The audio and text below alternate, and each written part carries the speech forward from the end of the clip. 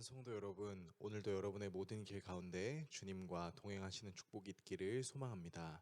오늘 우리가 함께 묵상하실 하나님 말씀은 잠언 19장 16절에서 29절의 말씀입니다.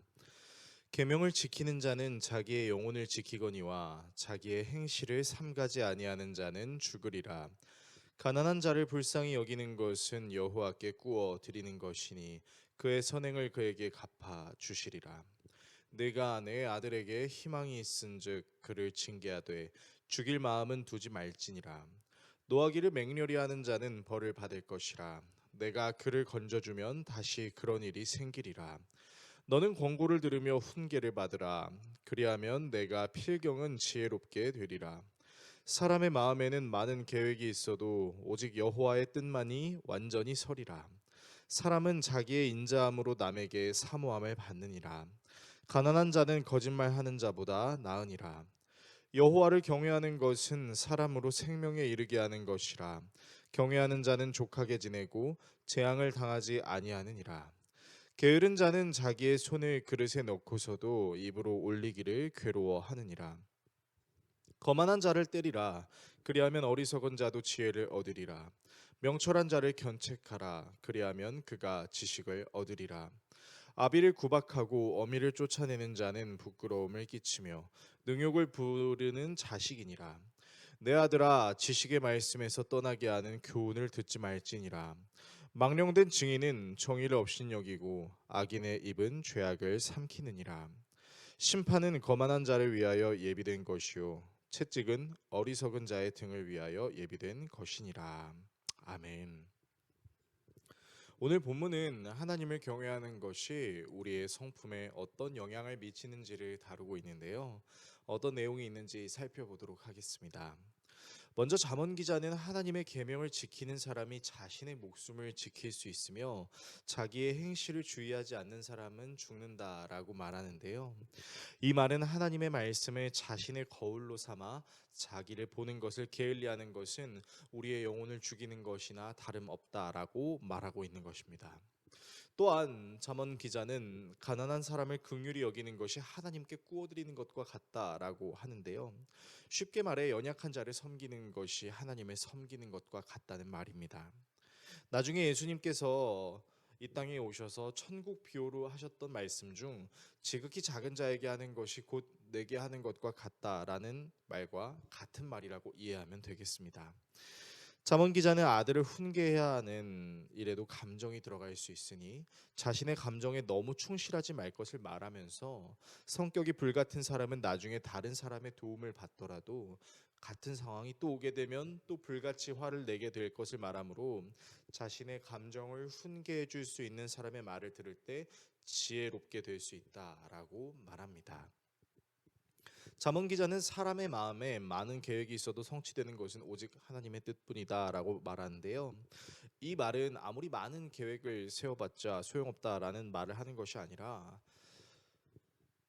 계획을 많이 세우는 사람은 어떻게 보면 그 사람의 감정에 따라 그 계획이 왔다 갔다 할 수 있게 될 수 있지만 결국 우리의 감정을 다스리시는 하나님을 통해 우리의 인이 진행될 수 있다라고 말하고 있는 것입니다.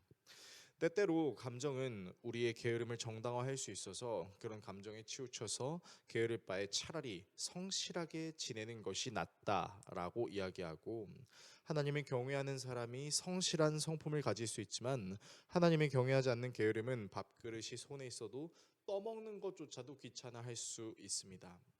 또한 하나님을 경외하는 사람들은 자신의 게으름을 반성할 뿐만 아니라 자신의 명철까지도 회개할 수 있는 태도를 가집니다. 이렇게 하나님을 경외하는 마음은 우리의 성품에 영향을 미쳐서 부모를 무겁게 여길 줄 알 수 있을 뿐만 아니라 자신을 향한 훈계를 잘 듣지만 오히려 하나님을 경외하지 않는 자들은 심판과 매가 준비되어 있다는 것이 오늘 본문의 내용입니다. 오늘의 말씀을 우리의 삶에 어떻게 적용해야 할까요? 오늘 본문은 하나님을 경외하는 마음은 우리의 성품에도 영향을 미친다라는 것을 말하고 있습니다. 하나님을 경외하는 사람은 하나님의 계명이 나의 성품의 부족함을 지적할 때 불편해하지 않고 그것을 그대로 받아들입니다. 그리고 그 성품은 스스로를 겸손하게 함으로 나약한 자를 보더라도 함부로 판단하지 않고 하나님 아버지의 마음을 품게 되는 것이죠. 또한 사랑하는 자녀에게 자신의 감정대로 대하지 않고 자녀의 성품이 상하지 않을 수 있도록 인격적으로 권면할 수 있습니다. 게다가 하나님을 경외하는 사람은 자신의 분노를 표출하는 것이 아니라 컨트롤할 줄 압니다. 분노가 모든 것을 망가뜨릴 수 있다는 것을 기억하므로 분노에 충실하지 않고 자신의 감정이 좌로나 우로 튕겨나가는 것을 절대 그냥 두려고 하지 않습니다. 때로 너무 감정에 충실해서 내 게으름조차도 정당화하는 그 일을 하지 않고 매우 이성적이어야 될 순간에는 정확하게 반응하는 것이죠. 또한 하나님을 경외하는 사람은 하나님을 경외하듯 부모님을 섬기려고 애를 쓰고 자녀들이 들을 수 있는 훈계를 합니다. 부모와 자녀를 자기 자신의 감정으로 대하지 않는다는 것이죠. 자신의 감정에 충실한 것이 자신의 성품을 건강하게 하는 것이라고 말할 수는 없을 것입니다. 오히려 우리의 감정에도 구멍난 부분들이 많이 있을 수 있다는 것을 알게 하시는 하나님의 은혜에 반응하여 하나님을 경외하게 될 때 우리의 구멍난 성품도 온전해지게 하시는 하나님의 은혜를 경험할 수 있게 될 것입니다. 오늘도 여러분의 삶 속에서 여러분들의 성품을 자극하는 일들이 많이 있을 수도 있을 것입니다.